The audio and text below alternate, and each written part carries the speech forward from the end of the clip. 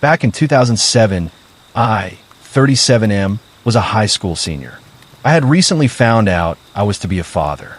Most would be scared. I was thrilled. I've always known I wanted kids, and though my ex found out, or at least told me, a few days after we broke up, I was ready. One day, my history teacher was out, and one that we were familiar with, we'll call her Ms. Thumper, as in Bible.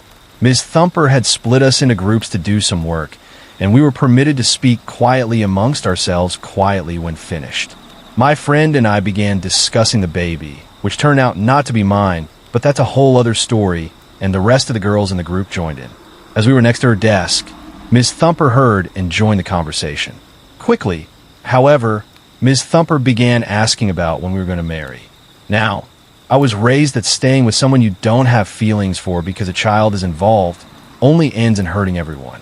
I stated that I would be raising my daughter. However, we wouldn't be getting married. We were already broken up, and that wasn't changing.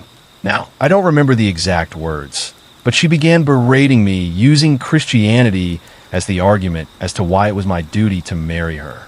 I grew up in nowhere WV. I stood my ground that we would not be getting back together, and turned back to my group. She continued. Eventually, my friend, seeing my discomfort, told her she needed to butt out. I stood my ground, and she needed to respect that.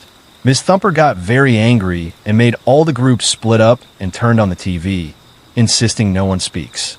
This, to us, felt like an attack, so I decided to get some so satisfying petty revenge. You see, I was that geeky kid that brought his laptop for notes.